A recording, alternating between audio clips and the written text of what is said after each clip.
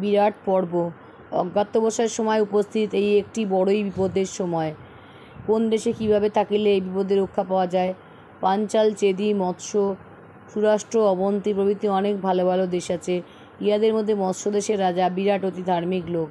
ধার্মিকেরা ধার্মিকের আশ্রয় ছাড়িয়া আর কোথায় থাকিবে? সুতরাং পাণ্ডবেরা বিরাটের নিকটেই কোনরূপ কাজ লইয়া থাকা স্থির করিলেন। যুধিষ্ঠির সকলকে জিজ্ঞাসা করিলেন, তোমরা কে কী কাজ করিতে পারিবে বলো তো? একথার উত্তরে অর্জুন বলিলেন, আপনি কি কাজ করিবেন? যুধিষ্ঠির বলিলেন, আমি ব্রাহ্মণ সাজিয়া বিরাটের সভাসদ অর্থাৎ সবার লোক হইব। বলিল, আমার নাম কঙ্ক, আমি খুব পাশা খেলিতে পারি। আরও জিজ্ঞাসা করিলে বলিব, আমি যুধিষ্ঠিরের বন্ধু ছিলাম। এখন ভীম, বলো তো তুমি কি বলিবে?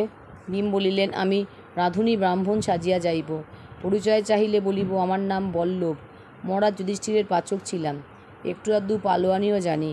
সেদেশে রাধুনীদের চেয়ে ঢের ভালো ব্যঞ্জন রাঁধিয়া আর এই বড় কাঠের বোঝা বহিয়া আনিয়ে হুকুম পাইলে দু একটা পালোয়ান বা খ্যাপা হাতিকেও ঠেঙাইয়া আমি রাজাকে খুশি রাখিব। যুধিষ্ঠির বলিলেন, আচ্ছা অর্জুন কি করিবে? অর্জুন বলিলেন, আমি রাজবাড়ির মেয়েদের সঙ্গীতের শিক্ষক হইয়া থাকিব। এসব লোকের স্ত্রীলোকের পোশাক পরে আমিও তাহাই পরিব। ধনুকের গুণের ঘষায় হাতে যে দাগ হইয়াছে বালা পরিয়া তাহা ডাকিব। স্ত্রীলোকের মতন কাপড় পরিব, মাথায় বেণী বাঁধিব, কানে কুণ্ডল দুলাইব, কথাবার্তাও স্ত্রীলোকের মতন করিয়া কহিব। তাহা হইলেই আর কেউ আমায় চিনিতে পারিবে না। পরিচয় চাইলে বলিব, আমার নাম বৃহন্নলা, আমি দ্রৌপদীর নিকট ছিলাম। তারপর যুধিষ্ঠির নকুলকে জিজ্ঞাসা করিলেন, নকুল তুমি কি করিবে? নকুল বলিলেন, আমি বলিব, আমার নাম গ্রন্থিক, মহারাজ যুধিষ্ঠিরের ঘোড়াশালের কর্তা ছিলাম। ঘোড়ার কথা আমার মতন কেহই জানে না। তারপর যুধিষ্ঠির সহদেবকে জিজ্ঞাসা করিলেন, সহদেব কি করিবে? সহদেব বলিলেন, আমি গরু দেখাশোনার কাজ লইব। বলিব, আমার নাম তন্ত্রীপাল, আমি গরু সম্বন্ধে সব রকম কাজ বিশেষ রূপে জানি। সকলের সাথে যুধিষ্ঠির জিজ্ঞাসা করিলেন, দ্রৌপদী তো কখনো কোনো ক্লেশের কাজ করেন নাই, তিনি এই 1 বৎসর কী করিয়া কাটাইবেন? দ্রৌপদী বলিলেন, আমি বিরাট রাজার রানী সুদেশনার নিকট কাজ লইব। জিজ্ঞাসা করিলে বলিবে, আমি শৈরেন্দ্রী অর্থাৎ যে চুল বাঁধা, মালা গাঁথা ইত্যাদি কাজ করে। মহারাজা যুধিষ্ঠিরের বাড়িতে দ্রৌপদীর নিকট ছিলাম। এইরূপে সকল পরামর্শ স্থির করিয়া পাণ্ডবেরা সঙ্গের লোকদিগকে বিদায় করিলেন। চাকরদিগকে বলিলেন, তোমরা দ্বারকায় চলিয়া যাও। ভৌমকে বললেন, সারথি পাচকগণ আর দ্রৌপদীর দাসীকে লইয়া আপনি রাজা দ্রুপদের বাড়িতে গিয়া থাকুন। তারপর তাহার উপস্থিত ব্রাহ্মণ ও মুনিদিগের আশীর্বাদ লইয়া সেখান হইতে চলিয়া গেলেন। কোথায় গেলেন তাহা কেউই জানিতে পারিল না। অবশ্য আমরা জানি তাহারা মৎস্যদেশে গিয়াছিলেন। সঙ্গে তাহাদের অস্ত্রশস্ত্র ও বর্ম প্রভৃতি ছিল। পাহাড়ের আড়াল দিয়া, বনের ভিতর দিয়া বহু কষ্টে অতি সাবধানে পথ চলিয়া পাণ্ডবেরা ক্রমে দশান্য, পাঞ্চাল, শূরসেন প্রভৃতি দেশ অতিক্রম পূর্বক শেষে বিরাটনগরের কাছে উপস্থিত হইলেন। তখন তাহাদের মনে এই চিন্তা হইল যে, এই সকল অস্ত্র লইয়া নগরের ভিতরে গেলে লোকে আমাদিগকে চিনিয়া ফেলিবে। সুতরাং এইগুলিকে একটি ভালো জায়গায় লুকাইয়া রাখা আবশ্যক। সেইখানে একটি শ্মশানের পাশে পাহাড়ের উপরে প্রকাণ্ড শমী গাছ ছিল। অর্জুন বলিলেন, এই গাছে অস্ত্রশস্ত্র রাখিলে কেহই জানিতে পারিবে না। সেই শমী গাছে উঠিয়া নকুল তাহাদের সকলের ধনুক, তুন, শঙ্খ, বর্ম, খড়গ প্রভৃতি বেশ করিয়া বাঁধিয়া রাখিলেন। তারপর শ্মশান হইতে একটা মড়া আনিয়া তাহার ওই গাছে বাঁধিলেন। মড়া বাঁধিবার কারণ এই যে, তাহা হইলে গন্ধে আর ভূতের ভয় কেউ আর সে গাছের নিকটে আসিবে না। তারপর তাহাদের প্রত্যেকের এক একটি করিয়া নাম রাখিলেন। যুধিষ্ঠির জয়, ভীম জয়ন্ত, অর্জুন বিজয়, নকুল জয়সেন, সহদেব জয়বল্লভ, এইগুলি হইল তাহাদের গোপনীয় নাম। অর্থাৎ এই সকল নামের কথা আর কেউ জানিতে পারিল না। কাজে ইহার কোনো একটা নাম লইল কেউ বুঝিয়া ফেলিবার ভয় রইল না। মহারাজ বিরাট পাত্রমিত্র সমেত সবাই বসিয়া আছেন। এমন সময় যুধিষ্ঠির ব্রাহ্মণের বেশে পাশা হাতে ধীরে ধীরে তথায় উপস্থিত হইলেন। দূর হইতে তাহাকে দেখিয়া বিরাট সবার লোকদিগকে বললেন, উনি কে আসিতেছেন? গরিবের মতো পোশাক বটে, কিন্তু চেহারা দেখিলে মনে হয় কোনো রাজা হইবেন। যুধিষ্ঠির আস্তে আস্তে তাহার সম্মুখে আসিয়া বলিলেন, মহারাজের জয় হোক, দুঃখে পড়িয়া আপনার কাছে আসিয়াছি, দয়া করিয়া আশ্রয় দিলে বড় উপকার হয়। বিরাট বলিলেন, তুমি কে বাপু, কোথা হইতে আসিতেছ, কী কাজ করিতে পারো? যুধিষ্ঠির বলিলেন, মহারাজ এই ব্রাহ্মণ, আমার নাম কঙ্ক রাজা যুধিষ্ঠিরের বন্ধু ছিলেন। আমি পাশা খেলায় বিশেষ দক্ষ। বিরাট যুধিষ্ঠিরকে দেখিয়াই ভালোবাসিয়াছিলেন, তাহাতে আবার তাহার নিজের পাশা খেলা খুব শখ। কাজেই তিনি যুধিষ্ঠিরকে আদর করিয়া কাছে ডাকিলেন, সকলকে বলিয়া দিলেন, ইনি আমার বন্ধু, তোমরা আমাকে যেমন মান্য করো ইহাকে তেমনই মান্য করিবে। তারপর রসুয়ে বামুনের সাথে ভীম আসিয়া উপস্থিত, হাতা বেরি হাতে, সিংহের মতন চেহারা। দূর হইতে তাহাকে দেখিয়াই বিরাট ভারী আশ্চর্য হইয়া গেলেন। রাজার হুকুমে কয়েকজন লোক ছুটিয়া ভীমের পরিচয় লইতে গেল। তা ভীম তাহাদিগকে গ্রাহ্য না করিয়া একেবারে রাজার সম্মুখে আসিয়া বলিলেন, মহারাজ, আমার নাম বল্লভ, আমি পাচক, অতি উত্তম ব্যঞ্জনটা দিতে পারি, আমাকে রাখিতে আজ্ঞা হোক। বিরাট করিলেন, তোমার চেহারা দেখিয়া তো তোমাকে রাঁধুনি বলিয়া মনে হয় না। ভীম বলিলেন, মহারাজ, আমি রাঁধুনিই বটে, আপনার চাকর। পূর্বে মহারাজ যুধিষ্ঠিরের প্রধান পাচক ছিলাম, অল্প অল্প পালোয়ানিও জানি। মহারাজ আমার কাজ দেখলে সন্তুষ্ট হইবেন।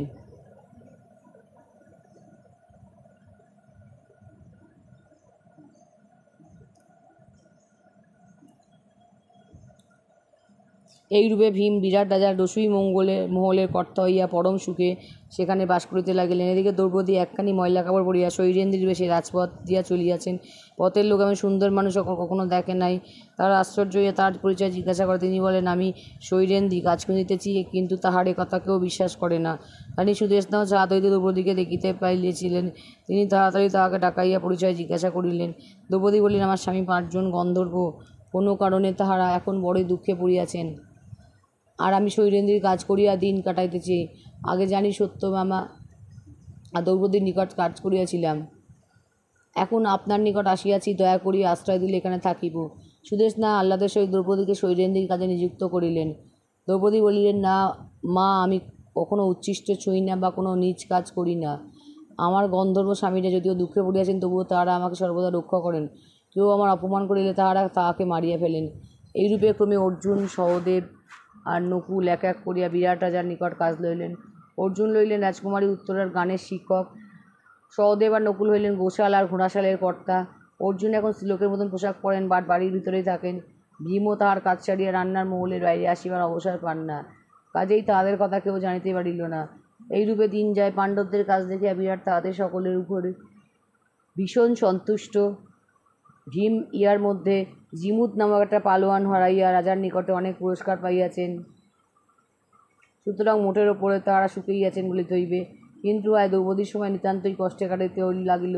সুদেশনা তাহাকে খুবই স্নেহ করিতেন, কিন্তু সুদেশনার ভাই কীচক তাহাকে দেখিতে পাইতেন, অপমান করিতেন। দ্রৌপদী তাহা সইতে না পারিয়া তাহাকে কত গালি দিতেন আর কত মিনতি করিতেন, কত ভয় দেখাইতেন। দুরাত্মা তথাপি তাহাকে আরও বেশি করিয়া অপমান করিত। একদিন সুদেশনা কিছু খাবার আনিবার জন্য দ্রৌপদীকে কীচকের বাড়িতে পাঠান। সেদিন তাহার প্রতি সে এত অভদ্রতা করে যে তিনি রাগ থামাইতে না পারিয়া তাহাকে ধাক্কা মারিয়া ফেলিয়া দেন। তারপর ভয়ে তিনি ছুটিয়া একেবারে রাজসভায় গিয়ে উপস্থিত হন। পাপিষ্ঠ সেইখানে তাহার পিছু পিছু ছুটিয়া গিয়া তাহার চুলের মুঠি ধরিয়া তাহাকে মাটিতে ফেলিয়া তাহার গায়ে লাথি মারিল। সেখানে যুধিষ্ঠির আর ভীম উপস্থিত ছিলেন। তাহাদের মনে ইহাতে কি ভয়ানক ক্লেশ হইল বুঝিতে পারো। ভীম রাগে কাঁপিতে কাঁপিতে ক্রমাগত একটা গাছের দিকে তাকাইতে লাগিলেন। যুধিষ্ঠির দেখিলেন সর্বনাশ উপস্থিত। ভীম হয়তো তখন ওই গাছ লইয়া সবার সকলকে গুঁড়া করিবেন। তাই তিনি ভীমকে শান্ত হইতে ইঙ্গিত করিয়া বলিলেন, কি পাচক ঠাকুর, কাঠের জন্য গাছের দিকে তাকাইতেছ? কাঠের গাছ বাইরে গিয়া খোঁজো। সভার লোকেরা কীচকের অনেক নিন্দা করিতে লাগিল, কিন্তু রাজা তাহাকে কিছুই বলিলেন না। কীচককে তিনি বড়ই ভয় করিতেন। সে তাহার সেনাপতি ছিল, তার জোরেই তিনি রাজ্য করিতেন। বাস্তবিক বিরাট কেবল নামেই সে দেশের রাজা ছিলেন, দেশ শাসন করিত কীচক। দ্রৌপদীর কষ্ট দেখিয়া যুধিষ্ঠির বলিলেন, শৈলেন্দ্রী, ঘরে যাও, তোমার গন্ধর্ব স্বামীরা সময় বুঝিয়া হয়তো বিচার করিবেন। এ কথায় দ্রৌপদীর চোখের জল মুছিয়া বাড়ির ভিতর চলিয়া গেলেন। সুদেশনা সেখানে তাহার নিকট সকল কথা শুনিয়া বলিলেন, তুমি যদি বলো তবে দুষ্টকে এখনই কাটিয়া ফেলি। দ্রৌপদী বলিলেন, আমার যাহারা আছেন তাহাতেই তাহাকে বধ করিবেন। রাত্রিতে দ্রৌপদী চুপি চুপি ভীমের নিকট গিয়ে উপস্থিত হইলেন। ভীম আগে হইতেই প্রস্তুত হইয়া আছেন। এতক্ষণ যে কীচককে মারেন নাই সে কেবল লোকে জানিতে পারার ভয়। নির্জন স্থানে তাহাকে পাইলে আর তিনি এক মুহূর্ত দেরি করিবেন না। রাজবাড়ির মেয়েদের সঙ্গীতের ঘরটি ঠিক এইরূপ নিরিবিলি স্থান ছিল। সে স্থানে দিনের বেলায় মেয়েরা নাচ গান করিত, রাত্রিতে কেউ সেখানে থাকিত না। কোনো কারণে সেদিন ভোররাত্রে কীচকের একেলা সেই ঘরে যাওয়ার দরকার ছিল। ভীম তাহা জানিতে পারিয়া তাহার আগে চুপি চুপি সেখানে গিয়া চাদর মুড়ি দিয়া শুইয়া রইলেন। অনেক রাত্রে কীচক সেখানে আসিয়াছে। অন্ধকারে ভীমকে দেখিয়া সে মনে করিল বুঝি দ্রৌপদী সেখানে শুইয়া আছেন, তাই দুষ্ট তাহার সঙ্গে তামাশা আরম্ভ করিল। সে বলিল, বাড়ির লোক বলে আমার মতন সুখের মানুষ আর নাই। তাহাতে ভীম বলিলেন, আর আমার এই হাতখানির মতো মোলায়েম হাত তো আর কোথাও নাই। এই বলিয়াই তিনি দুষ্টের চুলের মুঠি ধরিলেন। তারপর কি হইল বুঝিয়া লও। কিচকও যেমন তেমন বীর ছিল না, সে খানিকক্ষণ খুবই যুদ্ধ করিল, কিন্তু ভীমের কাছে তার বড়ই আর কতক্ষণ কাটিবে। সেই মোলায়েম হাতের চর ভালো মতো খাইয়া আর তার বেশি কথা কইতে হইল না। তখন ভীম সেই দুষ্টকে ধরিয়া তাহার এমনই সাজা করিলেন যে তার হাড়গোড় ভাঙিয়া হাত আর পা মাথা পেটের ভিতর ঢুকিয়া একতাল মাংস অবশিষ্ট রইল। আজকেও তাহাকেও নিতান্ত ভয়ানক সাজা দিলে লোকে বলে কিচক বধ করিয়াছে। তারপর দ্রৌপদীকে রাখিয়া কিচকের দশা দেখাইয়া ভীম চুপি চুপি নিজের ঘরে চলিয়া গেলেন। দ্রৌপদীর লোকে নিকট শুনিল তাহার গন্ধর্ব স্বামীদিগের হাতে কিচকের সাজা হইয়াছে। এই ঘটনা সংবাদে কিচকের ভাইয়েরা সেখানে আসিয়া কাঁদিতে কাঁদিতে তাহাকে শ্মশানে লইয়া চলিল। তাহারা তাহাকে ঘরে লইয়া ঘরের বাইরে আসিবার সময় দ্রৌপদী সেখানে দাঁড়াইয়াছিলেন। তাহাকে দেখিমাত্র দুষ্টরা বলিল, এই হতভাগীর জন্যই তো আমাদের দাদার প্রাণ গেল, চল তাহার সঙ্গে ইয়াকেও নিয়া পোড়াই। এই বলিয়া তাহারা তাড়াতাড়ি বিরাটের নিকট গিয়া বলিল, যাহার জন্য কিচক মরিয়াছেন সেই হতভাগী শৈরিন্দ্রীকেও আমরা তাহার সঙ্গে পোড়াইতে চাই। বিরাট এই সকল দুষ্ট লোককে বড়ই ভয় করিতেন, সুতরাং তিনি উহাদের কথায় রাজি হইলেন। হায় হায়, যাহার পায়ে ধুলা পাইলে লোকে আপনাকে ধন্য মনে করিত, দেবতারা পর্যন্ত যাহাকে অসম্মান করিয়া চলিতেন, সেই দ্রৌপদী দেবীর কপালে কেন এতই দুঃখ আর অপমান ছিল? দুরাত্মারা তাহাকে কিচকের সঙ্গে শ্মশানে লইয়া চলিল, একটি লোকও তাহাদিগকে বারণ করিল না। দ্রৌপদী কেবল এই বলিয়া কাঁদিতে লাগিলেন, হে জয় জয়ন্ত বিজয় জয়সেন, জয়দ্দল তোমরা কোথায়, আমাকে রক্ষা করো।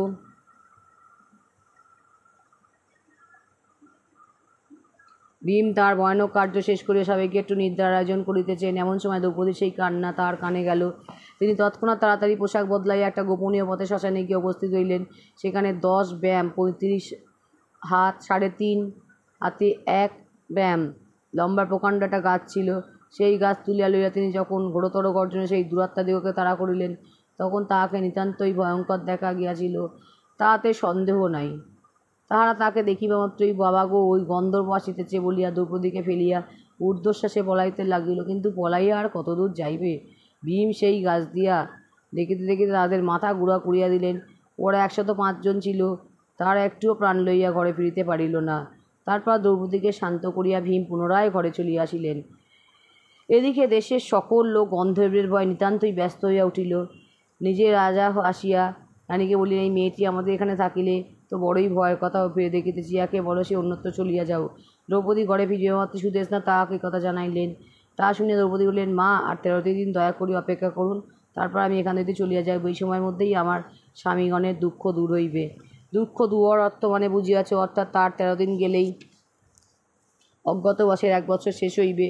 অজ্ঞাতবাসের সময় ফুরাইয়া আসিল। এতদিন দুর্যোধনের দলের লোকেরা কী করিতেছিলেন? তারা দেশে বিদেশে লোক পাঠাইয়া প্রাণপণে পাণ্ডবদিগকে খুঁজিয়াছেন, কিন্তু কোনো মতেই তাহাদের সন্ধান করিতে পারেন নাই। দূতেরা ফিরিয়া আসিয়া খালি এক কথাই বলে, মহারাজ, কত খুঁজিলাম, কোথাও পাণ্ডবদিগকে দেখিতে পাইলাম না। দূতগণের কথা শুনিয়া কৌরবেরা যারপরনাই চিন্তিত হইলেন। যা হোক, দূতেরা এই একটা ভালো সংবাদ জানিল যে বিরাটের সেনাপতি কিচক মারা গিয়াছে। এই কিচকের জন্য সকল রাজাই বিরাটকে ভয় করিয়া চলিতেন। দুর্যোধনের সভায় তখন ত্রিগর্ত দেশের রাজা সুশর্মা উপস্থিত ছিলেন। বিরাট কিচকের সাহায্যে এই সুশর্মাকে বারবার পরাজয় করাতে ইহার মনে বিরাটের ওপরে চিরকালই ভারী ডাক ছিল। এখন কিচক মারা যাওয়াতে সুশর্মা ভাবিলেন যে সেই সকল পরাজয়ের শোধ লওয়ার উত্তম সুযোগ উপস্থিত। তাই তিনি এই বেলা বিরাটের রাজ্য আক্রমণ করিয়া তাহার ধনরত্ন ও গরুবাছুর কাড়িয়া লইবার জন্য কৌরবদিগকে খাপাইয়া তুলিলেন। কৌরবদিগের মধ্যে দুর্যোধন, দুঃশাসন, কর্ণ প্রভৃতির মতো লোক থাকিতে কি আর অন্যায় কাজের জন্য তাহাদিগকে খাপাইয়া তুলিতে বেশি সময় লাগে? সুশর্মা কথাটা পারিতে না পারিতে স্থির হইল যে তিনি তখনই বিরাটের গোয়ালাদিগকে তাড়াইয়া দিয়া তার গরু চুরি করিতে চাইবেন। কৌরবেরা তারপর তিনি দলবল সমেত গিয়া সৎ কার্যে সহায়তা করিবেন, এমন সুযোগ পাইয়া সুশর্মা আর একটুও সময় নষ্ট করিলেন না। বিরাট সবাই বসিয়াছেন, এমন সময় এক গোয়ালা উদ্দেশ্যে সেখানে আসিয়া সংবাদ দিল, মহারাজ, ত্রিগর্ত দেশের লোকেরা আমাদিগকে পরাজয় করিয়া হাজার হাজার গরু লইয়া গিয়াছে। যেই এ সংবাদ দেয় অমনি রাজময় হুলস্থুল পড়িয়া গেল চারিদিকে। কে বলি সাজ সাজ, ধর ধর, মার মার শব্দ, সিপাহী সৈন্য, রথ, হাতি, ঘোড়া সব সাজিয়া প্রস্তুত হইল। নিশা নড়িতে লাগিল, মেঘের গর্জনের ন্যায় রণবাদ্য বাজিতে লাগিল, তার সহিত অস্ত্রের ঝনঝন মিশিয়া গেল। যোদ্ধারা বর্মমাঠি অস্ত্রশস্ত্র লইয়া প্রস্তুত। নিজে বিরাট সাজিয়াছেন, তার ভাই শয়তানিক সাজিয়াছেন, জ্যেষ্ঠপুত্র শঙ্খ সাজিয়াছেন। আর আর যোদ্ধার তো কথাই নাই। যুধিষ্ঠির, ভীম, নকুল, অর্জুন, সহদেব রাজা যুদ্ধের পোশাক পরাইয়া উত্তম উত্তম অস্ত্র দিয়ে চমৎকার রথে চড়াইয়া সঙ্গে চড়িয়াছেন। বেলা প্রায় শেষ হইয়াছে, এমন সময় দুই দলের যুদ্ধ আরম্ভ হইল। অন্ধকার সেই যুদ্ধ আরও ঘনাইয়া আসিল। দুঃখের বিষয়ে আয়োজনের ঘটা যেমন হইয়াছিল, আসল যুদ্ধটা তেমন করিয়া হইতে পারে নাই। প্রথমে কয়েক ঘণ্টা খুবই যুদ্ধ হইয়াছিল বটে, কিন্তু তারপরে দেখা গেল যে সুশর্মা বিরাটের সারথিকে মারিয়া তাহাকে ধরিয়া লইয়া যাইতেছেন। তখন বিরাটের সৈন্যগণ রণস্থল ছাড়িয়া যে যেদিকে পারিল পলায়ন করিল। এদিকে যুধিষ্ঠির ভীমকে বলিতেছেন, ভীম, দেখিতেছ কি, বিরাটকে তো লইয়া গেল, শীঘ্র তাহাকে ছাড়াইয়া আনো। এদিকে যতদিন তার আশ্রয় সুখে বাস করিল, এই সময় তাহার উপকার করা উচিত। ভীম বলিলেন, হ্যাঁ নিশ্চয়, এই দেখুন না, আমি এই গাছ দিয়া। গাছের নাম শুনে যুধিষ্ঠির ব্যস্ত হয়ে বলে, না না, গাছ লইয়া নয়, তাহলেই তোমাকে চিনিয়া ফেলিবে। তুমি সাধারণ লোকের মতো অস্ত্র লইয়া যাও, নকুল তোমার সঙ্গে যাও। ভীম তাহাতেই রাজি হইয়া চলিয়া গেলেন। হাতে গাছ না থাকিলে কি? ভীম তো বিরাটকে তিনি ডাকিয়া বলিলেন, ভয় নাই। তাহা শুনিয়া সুশর্মা পিছনের দিকে চাইয়া দেখিলেন, একটা কি অদ্ভুত মানুষ ঝড়ের মতন ছুটিয়া যাইতেছে। দেখিতে দেখিতে সেই অদ্ভুত মানুষ গদার ঘায় তাহার হাতি ঘোড়া সিপাহী প্রায় শেষ করিয়া ফেলিল। সুশর্মা আর উপায় না দেখিয়া ভীমের সহিত যুদ্ধ আরম্ভ করিলেন। কিন্তু যুদ্ধ আর করিবেন কি, তাহার পূর্বে ভীম গদার ঘায় তাহার রথের ঘোড়া আর সারথি চুরমার হইয়া গিয়াছে। ততক্ষণে সহদেব প্রভৃতিও ভীমের সাহায্য করিতে আসিয়া উপস্থিত হইয়াছেন। নিজে বিরাট ভরসা পাইয়া ভয়ানক যুদ্ধ আরম্ভ করিয়াছেন। সুশর্মা ডাকিলেন, বড় বিপদ, এই বেলা পলাই। কিন্তু হায়, যুদ্ধের সময় ভীমের সম্মুখ হইতে পলাইবার যেমন দরকার হয়, কাজটি তেমন কঠিন হইয়া ওঠে। সুশর্মা কয়েক পা যাইতে না যাইতে ভীম তাহার চুলের মুঠি ধরিয়া বসিলেন। তারপর আছাড়, কিল, চর প্রভৃতি কোনো কিছুই তার সাজা বাকি রইল না। বাকি রইল খালি প্রাণ বাইর করিয়া দেওয়া। তখন বিরাটের গরু ও সুশর্মাকে লইয়া সকলে এক জায়গায় আসিয়া মিলিলেন। সেখানে যুধিষ্ঠিরের ইচ্ছামতো সুশর্মাকে কিছু মিষ্টি উপদেশ দিয়া ছাড়িয়ে দেওয়া হইল। এই ঘটনায় বিরাট যে পাণ্ডবদের উপর নিতান্তই সন্তুষ্ট হইলেন, একথা বলাই বাহুল্য। তিনি বলিলেন, আপনাদের কৃপায় আজ আমার প্রাণ মান সবই বজায় রইল। এখন বলুন, আপনাদিগকে কি দিয়া সন্তুষ্ট করিব। একথার উত্তরে যুধিষ্ঠির বলিলেন, মহারাজ, যে শত্রুর হাত হইতে রক্ষা পাইয়াছেন, ইহাই আমাদের যথেষ্ট পুরস্কার। আপনি সুখে থাকুন।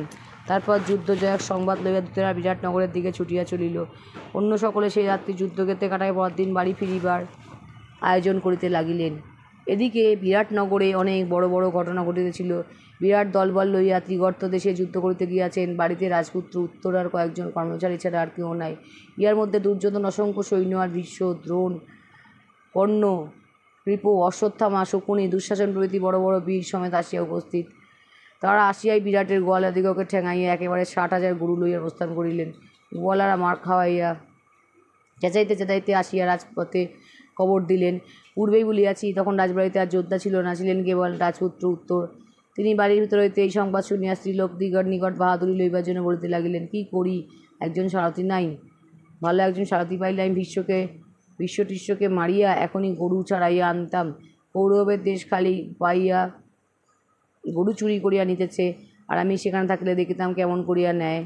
একথা শুনিয়া অর্জুন চুপি চুপি দ্রৌপদীকে দিয়ে কী যেন শিখাইয়া দিলেন। তারপর দ্রৌপদী আসি উত্তরকে বললেন যে, রাজপুত্র, আপনাদের বৃহন্নলা নামক ওই হাতি হেন সুশ্রী ওস্তাদি আগে অর্জুনের সারথি ছিলেন। উনি তাহারই শিষ্য, আর যুদ্ধেও তাহার চেয়ে বড় কম নয়। পাণ্ডবদের ওখানে থাকার সময় তাহার কথা আমি বেশ করিয়া জানিয়াছি। এখন এমন সারথি আর কোথাও নাই। উত্তর বলিলেন, তাহা তো বুঝিলাম, কিন্তু আমি নিজে উহাতে কেমন করিয়া আমার সারথি হইতে বলি। দ্রৌপদী বললেন, আপনার ভগ্নী উত্তরা বলিলে উনি নিশ্চয়ই রাজি হইবেন, আর উহাকে সঙ্গে নিলে আপনারও যুদ্ধে জিতিয়া আসা নিশ্চিত।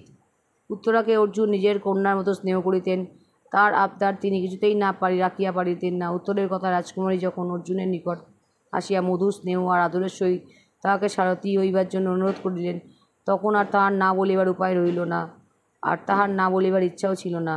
সুতরাং তিনি উত্তরার সঙ্গে রাজপুত্রের নিকট চলিলেন। উত্তর তাহাকে বলিলেন, বৃহন্নলা, আমি কৌরবদের হাত হইতে গরু ছাড়াইয়া আনিতে যাইব, তুমি আমার সারথি হইবে। অর্জুন বলিলেন, আমি গাইয়ে বাজিয়ে মানুষ, সারথি ফারথি হওয়া কি আমার কাজ? নাচিতে বলিলে বরং চেষ্টা করিতে পারি। উত্তরা বলিলেন, আগে তো সারথির কাজটা চালাইয়া দাও, শেষে নাচিবে এখন। এইরূপে হাসি তামাশার ভিতরে অর্জুন সারথির সাজ পরিতে লাগিলেন। ভঙ্গির আর সীমা নাই, যেন কতই আনাড়ি জন্মেও যেন বর্ম চোখে দেখেন নাই। সেটাকে উল্টা করিয়া পড়িয়াই বসিলেন। সেই রাত তাহা দেখিয়া হাসিয়া কুটিবাটি যাও। শেষে সাজগোজ করিয়া দুজনেই রওনা হইলেন। যাইবার সময় উত্তরা বলিলেন, ভীষ্ম, দ্রোণ, এদের পোশাকগুলি কিন্তু আমরা পুতুল সাজাইব। তাহাতে অর্জুন হাসিয়া বলিলেন, তোমার দাদা যদি অজয়কে পরাজয় করিতে পারেন তবে আনিব। এইরূপে তাহারা যাত্রা করিলেন। উত্তরে উৎসাহ আর ধরে না। তিনি ক্রমাগতই বলিতেছেন, কোথায় গেল কৌরবেরা? বৃহন্নলা, শীঘ্র চলো, এখনই গরু ছাড়াইয়া আনিব। অর্জুন রথ চালাইতে কিছুমাত্র ত্রুটি করিলেন না। খানিক পরেই তাহারা সেই শ্মশানে আর শমী গাছের নিকট আসিয়া উপস্থিত হইলেন। সেখান হইতে কৌরবদিগের সৈন্য দেখা যাইতেছিল, যেন সাগরের জল পৃথিবী ছাইয়া গেলিয়াছে।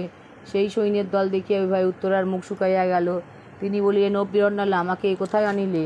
আমি ছেলে মানুষ, এত এত সৈন্য আর ভয়ানক বীরের সহিত কেমন করিয়া যুদ্ধ করিব? ওমা, আমার কি হইবে? আমাকে ঘরে নিয়া চলো।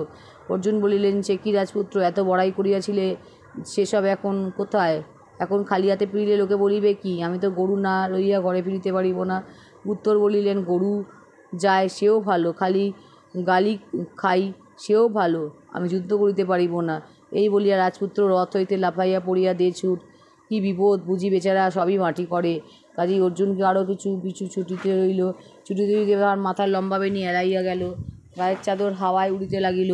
এদিকে কৌরবের লোকেরা এই সকল ঘটনার অর্থ কিছুই বুঝিয়া উঠিতে পারিতেছে না। উত্তরকে পালাইতে আর অর্জুনকে ছুটিয়া দেখিতে প্রথমে কেউ কেউ হাসিয়াছিল, কিন্তু তাহার পরে তারা বলাবলি করিতে লাগল, ওই ব্যক্তিকে স্ত্রীলোকের মতো কয়েকটা চেহারা বটে, কিন্তু আর পুরুষের মতো দেখিতেছি, মাথা, ঘাড় আর হাত ঠিক অর্জুনের মতো।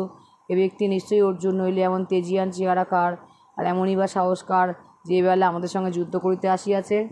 এদিকে অর্জুন একশত পা দিয়াই উত্তরের চুল ধরিয়াছেন।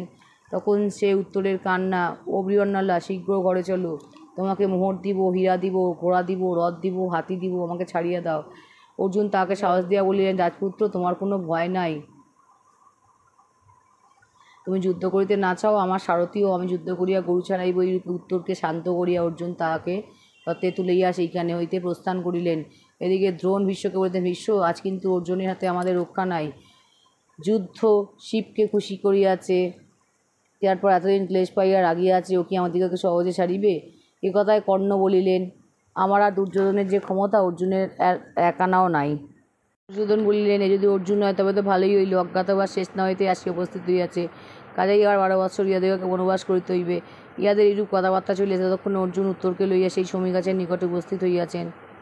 শমী গাছের তলায় আসিয়া তিনি বলিলেন, রাজপুত্র, গাছে উঠিয়া এই অস্ত্রগুলি নামাও। এ কথার উত্তরে ব্যস্ত হইয়া বলিলেন, ও গাছে তো মরা বাঁধা রইয়াছে, ছুঁইলে অশুচি হইবে যে। অর্জুন বলিলে, ও মরা নয়, অস্ত্র, মরা ছুঁইতে আমি তোমাকে কেন বলিব? তখন উত্তর গাছে উঠিয়া অস্ত্র নামাইলেন। তারপর তাহাদের বাঁধন খুলিয়া তাহাদের চেহারা দেখিয়া তিনি তো একেবারে অবাক, এমন অস্ত্র তিনি আর কখনো দেখেন নাই। তাই তিনি জিজ্ঞাসা করেন, বৃহন্নলা, এ সকল কাহার অস্ত্র? অর্জুন বলিলেন, এসব পাণ্ডবদিগের। পাণ্ডবদিগের নাম শুনে উত্তর আরও আশ্চর্য হয়ে বলিলেন, এসব যদি পাণ্ডবদিগের অস্ত্র হয় তবে তাহারা এখন কোথায়? অর্জুন বলিলে, তাহারা তোমাদের বাড়িতেই আছেন। আমি অর্জুন, তোমার পিতার যে পঙ্ক নামে সভাসদ আছেন তিনি যুধিষ্ঠির, বল্লভ নামক ওই সন্ডা পাচকটি ভীম, গ্রন্থিক নামক যে লোকটি ঘোড়াশালে কাজ করে সে নকুল, আর কোশালার কর্তা তন্ত্রীপাল সহদেব, তোমাদের বাড়িতে যিনি শৈলেন্দ্রের কাজ করেন তিনি দ্রৌপদী। উত্তরের নিকটে সকল কথা স্বপ্নের ন্যায় বোধ হইতে লাগিল। পাণ্ডবদিগের ন্যায় মহাপুরুষেরা তাহাদের বাড়িতে সামান্য চাকরের মতো বাস করিবেন, এ কথা সহজে বিশ্বাস হয়? কাজেই উত্তর অর্জুনের কথা পরীক্ষা করিবার জন্য বলিলেন, শুনিয়াছি অর্জুনের 10টি নাম আছে, আপনি যদি সেই অর্জুন হন তবে সেই 10টি নাম আর তাহাদের অর্থ বলুন দেখি। অর্জুন বলিলেন, অর্জুন মানে সাদা, নির্মল। আমি নির্মল কাজ করি, সেই জন্য আমি অর্জুন। দেশ জয় করিয়া ধন আনি, তাই আমি ধনঞ্জয়। যুদ্ধে আমি সর্বদাই জয়লাভ করি, তাই আমি বিজয়। আমার ঘরের রথের ঘোড়াগুলি সাদা, তাই আমি শ্বেতবাহন। আমার জন্মের দিন উত্তর ফাল্গুনী নক্ষত্র ছিল, তাই আমি ফাল্গুন। দৈত্যদিগকে হারাইয়া নিন্দের নিকট কিরিট অর্থাৎ মুকুট পুরস্কার পাইয়াছিলাম, তাই আমি কিরিটি। যুদ্ধের সময় আমি বিভৎস অর্থাৎ নিষ্ঠুর কাজ করি না, তাই আমি বিভৎসু। আমি সর্ব অর্থাৎ বাম হাতেও ডান হাতেও ন্যায় তীর ছুঁড়তে পারি, তাই আমি সব্যসাচী। ভয়ানক শত্রুকে আমি জয় করিয়া থাকি, তাই আমি বিষ্ণু। আর রং কালো বলিয়া আমি কৃষ্ণ। তখন উত্তর জোড়াতে অর্জুনকে নমস্কার করিয়া বিনয়ের সহিত বলিলেন, মহাশয়, আমি না জানিয়া আপনার নিকট অনেক অপরাধ করিয়াছি, আমাকে ক্ষমা করুন। অর্জুন বলিলেন, আমি তোমার উপর কিছুমাত্র অসন্তুষ্ট হই নাই, ভয় পাইও না, অস্ত্রগুলি রথে তোলো, তোমার গরু ছাড়াইয়া দিতেছি। এতক্ষণে উত্তরের খুবই সাহস হইয়াছে, কারণ অর্জুন সঙ্গে থাকিলে আর কিসের ভয়। এরপর আর সারথীর কাজ করে তিনি কিছুমাত্র আপত্তি করিলেন না। তারপর অর্জুন হাত হইতে বালার গোছা খুলিয়া ঝকঝকে সোনালি কবচ আটিয়া পড়িলেন, তারপর সাদা কাপড় দিয়া মাথার বেনি বেশ করিয়া বাঁধিলেন। শেষে সেই সুন্দর রথে চলে নানা অস্ত্র মনে মনে ডাকিবা মাত্র তারা উপস্থিত হইয়া জোড়াতে বলিলেন, আমরা আসিয়াছি, কী করিতে হইবে অনুমতি করুন। অর্জুন বলিলেন, তোমরা যুদ্ধের সময় আমার সঙ্গে থাকিয়া আমার কাজ করিবে। এইরূপে যুদ্ধের জন্য প্রস্তুত হইয়া অর্জুন গান্ডীবে টঙ্কার ও তাহার বিশাল শঙ্খে ফু দিবা মাত্র উত্তর ভয় কাঁপিতে কাঁপিতে রথের বিষয়ে বসিয়া পড়িলেন। তাহা দেখে অর্জুন বললেন, কী হইয়াছে, ভয় পাইতেছ কেন? উত্তর বললেন, আমার কান ফাটিয়া গেল, মাথা ঘুরিয়া গেল। যুদ্ধের আর ধনুকের শব্দ এমন ভয়ানক হইতে পারে তা তো আমি জানিতাম না। এদিকে সেই ধনুকের টঙ্কারা শঙ্খের শব্দ শুনিয়া কৌরবদের আর বুঝিতে বাকি রইল না যে উহা অর্জুনেরই ধনুক আর শঙ্খ। দুর্যোধনের তখন ভারী আনন্দ। তিনি ভাবিলেন যে অর্জুন সময় পূর্বেই দেখা করিয়াছে, সুতরাং পাণ্ডবদিগকে আবার 12 বৎসর বনবাস করিতে হইবে। কর্ণের খুবই উৎসাহ। তিনি ভাবিলেন যে অর্জুনকে মারিয়া একটা নিতান্তই বাহাদুরির কাজ করিবেন। যাহারা একটু শান্ত আর ধার্মিক তাহারা বলিলেন, আজ অর্জুনের হাতে বড়ই বিপদ দেখা যাইতেছে, সকলেই সাবধানে থাকুন। এইরূপ নানা রকম কথাবার্তা হইতেছে। কেউ বলিতেছেন অজ্ঞাতবাসের এখনও বাকি আছে, কেউ বলিতেছেন না বাকি নাই, তাহা হইলে অর্জুন কখনোই এমন কাজ করিতে আসিতেন না। শেষে ভীষ্ম ভালো মতো হিসাব করিয়া বলিলেন, আমি দেখিতেছি পাণ্ডবদের 13 বৎসর পূর্ণ হইয়া 5 মাস 6 দিন বেশি হইয়াছে, সুতরাং তাহাদের যা করার কথা ছিল তাহা ভালোরূপেই করিয়াছেন, তাহাতে ভুল নাই। তারপর ভীষ্মের কথায় সৈন্যদিগকে 4 ভাগ করিয়া 1 ভাগের সহিত দুর্যোধন নিজেকে বাঁচাইবার জন্য হস্তিনায় যাত্রা করিলেন, আর 1 ভাগ গরু লইয়া চলিল, আর 2 ভাগ লইয়া ভীষ্ম, দ্রোণ, কর্ণ প্রভৃতি অর্জুনকে আটকাইতে প্রস্তুত হইলেন। এমন সময় অর্জুনের 2টি বাণ আসিয়া দ্রোণের পায়ের কাছে পড়িল, আর 2টি বাণ তাহার কানের কাছ দিয়ে চলিয়া গেল। দ্রোণ হইলেন অর্জুনের গুরু। এতদিন পরে দেখা হইলে প্রণাম করে 2টি কুশল মঙ্গলতা জিজ্ঞাসা করা চাই। এত দূরে থাকিয়া সে কাজ আমার কিরূপে হইবে? তাই অর্জুন গুরুর পায়ের কাছে প্রাণ ফেলিয়া তাহাকে প্রণাম জানাইলেন, আর কানের কাছে পান পাঠাইয়া কুশল জিজ্ঞাসা করিলেন। আর এইসব কাজের অর্থ বুঝিতে পারিয়া দ্রোণের বিশেষ আনন্দ হইল। এদিকে অর্জুন যখন দেখলেন যে দুর্যোধনের পলায়ন করিবার চেষ্টা, তখন তিনি উত্তরকে বলিলেন, আগে ওই হতভাগাদের কাছে চলো। অর্জুনের রথকে দুর্যোধনের দিকে ছুটিয়াতে দেখিয়া কৃপোদনকে বলিলেন, আর গরুর ভাবনা ভাবিয়া কাজ নাই, দেখো দুর্যোধনের এখন বড়ই বেগতি। অর্জুন দুর্যোধনের দিকে চলিয়াছেন, তাহাকে আটকাইবার জন্য চেষ্টার কিছুমাত্র ত্রুটি করিতেছেন না, কিন্তু অর্জুনকে আটকায় কাহার সাধ্য? সে তাহার সামনে আসিতেছে, তাহারই তিনি দুর্দশার এক শেষ করিতেছেন। কেউ পলাইতেছে, কেউ মারা যাইতেছে, অনেক ভেবাচেকার লাগিয়া না হোক মার খাইতেছে। অর্জুনকে আটকাইতে গিয়া কর্ণের 1 ভাই মরিয়া গেল। কর্ণ তাহাতে বিষম রাগের সহিত আসিয়া অর্জুনকে আক্রমণ করিলেন। দুজনে কিছুকাল এমনই ভয়ানক যুদ্ধ হইল যে তাহাতে আর তুলনা নাই। এতে দেখা গেল যে কর্ণ হাতে, মাথায়, উরুতে, কপালে, ঘাড়ে বিষম বাণের খোঁচা খাইয়া ঊর্ধ্বশ্বাসে পলায়ন করিতেছেন। এইরূপে একে একে সকলেই অর্জুনের হাতে নাকাল হইতে লাগিলেন। কর্ণ পলাইলে আসিলেন, কৃপ পলাইলে দ্রোণ। দ্রোণকে অর্জুন কিছুতেই আগে অস্ত্র মারিতে ছাড়েন নাই, কিন্তু দ্রোণ অর্জুনের গায়ে বাণ মারিতে আরম্ভ করিলে কাজী অর্জুনকে যুদ্ধ করিতে হইল। তার ফলে দ্রোণও বেশ ফাঁপড়ে পড়িয়াছিলেন। ইহার মধ্যে অশ্বত্থামা আসিয়া অর্জুনের সহিত যুদ্ধ আরম্ভ করাতে সেই ফাঁকে সেখান হইতে প্রস্থান করিয়া রক্ষা পান। তারপর কর্ণ আবার আসিয়াছিলেন, আর তাহার তেমনই সাহায্য হইয়াছিল। এবার বুকে সাংঘাতিক বাণ খাইয়া তিনি রণস্থলেই অজ্ঞান হইয়া যান। তারপর কোনো মতে উঠিয়া পলায়ন করেন। এইরূপে কত লোক অর্জুনের কাছে জব্দ হইল, তাহা কত বলিব। সকলে একসঙ্গে তাহাকে আক্রমণ করিয়াও তাহার কিছুই করিতে পারিলেন না। নিজে ভীষ্ম অজ্ঞান হইয়া গেলেন। তখন সারথি রথ আঁকাইয়া তাহাকে লইয়া প্রস্থান করিল। দুর্যোধন 2 বার অর্জুনের সহিত যুদ্ধ করেন। প্রথমবারে পলায়ন করিয়াছিলেন, তাহাতে অর্জুন অনেক ঠাট্টা করায় রাগের ভয়ে আবার আসেন।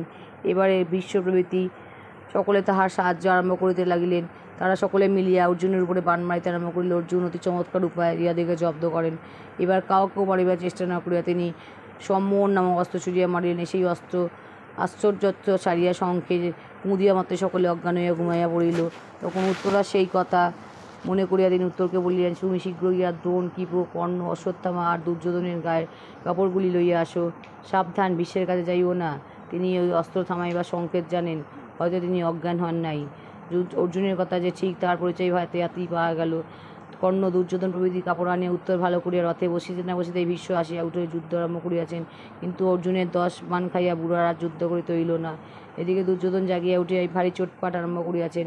আপনারা কি জন্য অর্জুনকে এত সহজে ছাড়িয়া দিতেছেন? শীঘ্র উহার হাড় ভাঙিয়া দিন। তখন এই ভীষ্ম হাসিয়া বলিলেন, দুর্যোধন, এতক্ষণ তোমার বুদ্ধি কোথায় ছিল? অজ্ঞান হইয়া গড়াগড়ি যাইতেছিলে, তখন অর্জুন ইচ্ছা করিলেই তো তোমার কর্ম শেষ করিয়া দিতে পারিত। সেই ধার্মিক লোক তাই দয়া করিয়া তোমাদিগকে ছাড়িয়া দিয়েছে, তাই ঢের, এখন প্রাণ থাকিতে ঘরেই ফিরিয়া চলো। আর কি দুর্যোধনের মুখে কথা আছে? তার মাথা হেঁট হইয়া গিয়াছে, লম্বা নিঃশ্বাস বইতেছে। এদিকে অর্জুন বাণের দ্বারা ভীষ্ম, দ্রোণ, কৃপ প্রভৃতিকে নমস্কার করিয়া আর এক বাণে দুর্যোধনের মুকুটটি দুইখান করিয়া গরু লইয়া শঙ্খ বাজাইতে বাজাইতে ঘরে ফিরিলেন। ফিরিবার সময় পথে অর্জুন উত্তরকে বলিলেন, সাবধান, ঘরে ফিরিয়া কিন্তু আমার নাম করিও না। আমরা যে তোমাদের এখানে আছি তা যেন তোমাদের লোকেরা না জানিতে পারে। তারপর সেই সমী গাছের নিকটে আসিয়া অর্জুন আবার বীরন্নলার বেশে রাজপুতের সারথি হইয়া বসিলেন। গোয়ালারা তাহাদিগকে বিশ্রাম করিতে বসাইয়া তাড়াতাড়ি নগরে সংবাদ পাঠাইল যে যুদ্ধে জিতিয়া গরু ছাড়ানো হইয়াছে। এদিকে রাজা বিরাট দেশে ফিরিয়া মেয়েদের নিকট শুনিলেন যে উত্তর বীরন্নলাকে সারথি করিয়া কৌরবদিগের নিকট হইতে গরু ছাড়াইয়া আনিতে গিয়াছেন। এই সংবাদে তাহার মনে কিছু চিন্তা ও ভয় হইল, তাহা বুঝিতেই পারো। তিনি তাড়াতাড়ি সৈন্যদিগকে বলিলেন, তোমরা শীঘ্র তাহাকে খুঁজিতে যাও। হায় হায়, একে ছেলে মানুষ, তাহাতে বীরন্নলা সারথি, সে কি আর এতক্ষণে বাঁচিয়া আছে? এ কথায় যুধিষ্ঠির বলিলেন, মহারাজ, কোনো ভয় নাই। বীরন্নলা যখন সারথি তখন দেব, দানব, যক্ষ প্রভৃতি সকলে মিলিয়া রাজকুমারের কিছু করিতে পারিবেন না। এই সময় সংবাদ আসিল যুদ্ধ জিতিয়া গরু ছাড়ানো হয়েছে। তা শুনিয়া যুধিষ্ঠির বলিলেন, বীরন্নলা যাহার সারথি তাহার তো জয় হইবেই। এই সংবাদ শুনিয়া বিরাটের কি আনন্দই হইল। তিনি দূতগণকে পুরস্কার দিয়া তখনই নগরে একটা ভারী ধুমধামের ব্যবস্থা করিলেন। তারপর সৈন্যদিগকে ডাকিয়া বলিলেন, পাশা আনো, আমি কঙ্কের সহিত পাশা খেলিব। পাশা আসিল, খেলা আরম্ভ হইল। রাজার মন আজ আনন্দে অধীর হইয়া উঠিয়াছে। তিনি পাশা খেলে দিকে বললেন, কঙ্ক, আজ আমার পুত্র কৌরবদিগকে হারাইয়া দিয়াছে। যুধিষ্ঠির বলিলেন, মহারাজ, বীরন্নলা সারথি হারাইবেন না তো কি? এ কথা রাজা তো একেবারে চটিয়া লাল। কি, আমার পুত্র কি উহাদিগকে হারাইতে পারে না? তুমি যে বারবার কেবল বীরন্নলা বীরন্নলা করিতেছ। খবরদার, প্রাণের মায়া থাকো তার এমন বেয়াদবি করিও না। যুধিষ্ঠির বলিলেন, ভীষ্ম, দ্রোণ, কর্ণ এই সকল বীরকে কি বীরন্নলা ছাড়া আর কেউ হারাইতে পারে? ইহার পর রাজা আর থাকতে পারিতে না পারিয়া যুধিষ্ঠিরের মুখে পাশা ছুঁড়িয়া মারিলেন। পাশার গায়ে যুধিষ্ঠিরের নাক দিয়া দরদর করে রক্ত পড়তে লাগিল। তাহার অঞ্জলি ভরিয়া গেল। দ্রৌপদী তাড়াতাড়ি সোনার গামলায় জল আনিয়া তাহার শুশ্রূষা করিতে লাগিলেন। এই সময় দাঁড়িয়ে আসিয়া বলিল, রাজকুমার বীরন্নলার সহিত দরজায় উপস্থিত হইয়াছেন। তা শুনিয়া রাজা বলিলেন, সে শীঘ্র তাহাদিগকে এখানে লইয়া আসো। যুধিষ্ঠির দেখিলেন যে সর্বনাশ উপস্থিত। অর্জুন আসিয়া তাহার সেই অবস্থা দেখিলে তার বিরাটকে আস্ত রাখিবেন না। কাজেই তিনি দাড়ির কানে কানে বলিয়া দিলেন, বীরন্নলা যেন এখানে না আসে। সুতরাং উত্তর একাই সেখানে আসিলেন। উত্তর যুধিষ্ঠিরের মুখে রক্ত দেখিয়া ব্যস্ত হয়ে জিজ্ঞাসা করিলেন, বাবা, এমন অন্যায় কাজ কে করিল? ইহাকে কে আঘাত করিল? রাজা বলিলেন, আমি করিয়াছি। আমি যতই তোমার প্রশংসা করি ততই বা মন খালে বীরন্নলার কথা বলে। কাজেই শেষে আমি উহাকে মারিয়াছি। উত্তর বলিলেন, ব্রাহ্মণ ডাকিলে সর্বনাশ হইবে, শীঘ্র উহাকে সন্তুষ্ট করুন। একথা রাজা যুধিষ্ঠিরের নিকট ক্ষমা প্রার্থনা করা। যুধিষ্ঠির বলিলেন, মহারাজ, আমি ইহার পূর্বেই ক্ষমা করিয়াছি। যুধিষ্ঠিরের রক্ত পরিষ্কার হইলে বীরন্নলা সেখানে আসিয়া রাজাকে নমস্কার করিলেন। রাজা বীরন্নলার সামনেই উত্তরকে বলিতে লাগিলেন, বাবা, তুমি আমার নাম রাখিয়াছ, তোমার মতন পুত্র কি আর কাহারও হয়? এতগুলি মহাবীরের সহিত না জানি কেমন করিয়া যুদ্ধ করিয়াছিলে। উত্তর বলিলেন, বাবা, আমার কিছুতে করিতে হয় নাই। এক দেবপুত্র আসিয়া আমার সহিত যুদ্ধ করিয়াছিলেন। তিনি কৌরবদিগকে তাড়াইয়া গরু ছাড়াইয়া আনিয়াছেন। এ কথায় শুনিয়া বিরাট বলিলেন, তবে তো সেই দেবপুত্রের পূজা করিতে হয়। তিনি কোথায়? উত্তর বলিলেন, তিনি কাল পরশু আবার আসিবেন। যুদ্ধের সংবাদে সকলেই খুব খুশি হইল। আর উত্তরা সেই কাপড়গুলি পাইয়া যে কত খুশি হইলেন তা আর লিখিয়া কি বুঝাইব। এইরূপে অজ্ঞাতবাস শেষ হইল। পাঁচ ভাই উত্তরকে লইয়া পরামর্শ করিলেন যে আর দুদিন পরে তাহারা নিজেদের পরিচয় দিবেন। কিরূপ করিয়া পরিচয় দেওয়া হইবে তাহাই স্থির হইল। সেদিন পরিচয় দিবার কথা। সেদিন পাণ্ডবেরা স্নানের পর সুন্দর পোশাক আর অলঙ্কার পরিয়া বিরাটের সিংহাসনে গিয়া বসিলেন। বিরাট সবার আসিয়া দেখেন, কি আশ্চর্য! বসাত কঙ্ক সাজগোজ করিয়া তারা সিংহাসনে বসিয়া আছেন। তিনি বিরক্ত হয়ে জিজ্ঞাসা করিলেন, সে কি কঙ্ক, আমার সিংহাসনে কেন বসিতে গেলে? একথা অর্জুন হাসিয়া বলিলেন, মহারাজ, যুধিষ্ঠির ইন্দ্রের সিংহাসনে বসিতে পারেন, আপনার সিংহাসনে বসে তার অন্যায় কি হইল?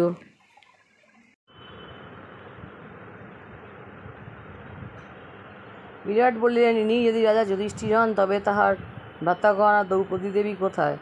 এই প্রশ্নের উত্তরে অর্জুন একে একে সকলেরই পরিচয় দিলেন।